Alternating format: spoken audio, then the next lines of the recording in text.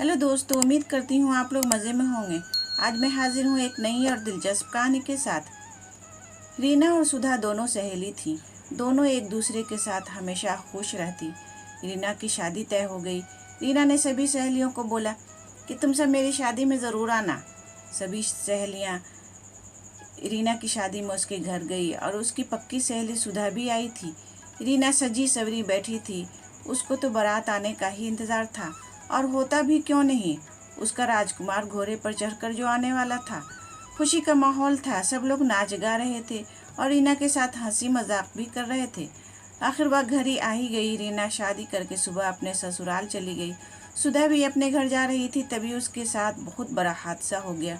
वह गाड़ी से टकराई, उसका सिर फट गया और उसकी वहीं पर मौत हो गई। कुछ दिनों के बाद जब रीना ने सुधा को फ़ोन किया तो उसके हाथ पांव सुन पड़ गए, क्योंकि वह फ़ोन सुधा ने नहीं बल्कि उसकी माँ ने उठाया था। और सुधा की माँ ने सारी बातें रीना को बता दी। तब रीना के पाँव से जैसे ज़मीन ही खिसक गई हो।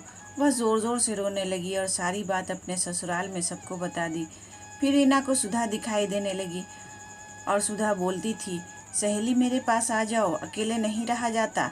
रीना डर गई और उसने यह बात सबको बताई, लेकिन किसी को यकीन ही नहीं हुआ कि वह सच बोल रही है। धीरे धीरे दिन बीतने लगा और रीना मानो पागल सी हो रही थी। उसको कुछ पता नहीं चलता कि वह क्या कर रही है या फिर क्या करने जा रही है। ससुराल वालों ने परेशान होकर रीना को उसके घर भेजने का फैसला किया और अपने बेटे को बोला कि बेटा, उसे उसके घर मायके छोड़ आओ। रीना अपने मायके चली गई, लेकिन रीना ने वैसा ही बर्ताव अपने मायके में भी करना शुरू कर दिया। उसकी यह हरकतें देखकर उसके पिता ने सोचा कि कल उसे किसी पंडित को दिखा देते हैं और देखते हैं कि पंडित क्या बोलते हैं।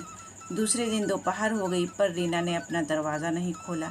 उसके पिता बाहर से आवाज़ देते रह गए, दरवाज़ा खोलो बेटी, मैं तुम्हारा इलाज ज़रूर करवाऊँगा और तुम ठीक हो जाओगी। लेकिन अंदर से दरवाज़ा नहीं खुल रहा था। तब उसके पिता डर गए और दरवाज़ा तोड़ कर अंदर आ गए। वहाँ का नज़ारा देखकर वह बेहोश हो गए। उनके पीछे उनकी पत्नी भी थी, तो देखा कि रीना पंखे से फांसी लगाकर झूल रही थी, क्योंकि वह मर चुकी थी। तब उसकी माँ बोली, मेरी बेटी सच बोल रही थी। आज उसकी सहेली सुधा ने उसे बुला ही लिया। आखिर सुधा मेरी बेटी को लेकर चली ही गई। तो दोस्तों, उम्मीद करती हूँ ये कहानी आपको पसंद आई होगी। इस कहानी पर आपकी क्या राय है, हमें कमेंट करके ज़रूर बताएं। कहानी पसंद आई हो तो लाइक और शेयर करना बिल्कुल भी ना भूलें। और हाँ, चैनल पर नए हो तो चैनल को सब्सक्राइब ज़रूर करें। कहानी पूरा सुनने के लिए आपका बहुत बहुत धन्यवाद दोस्तों।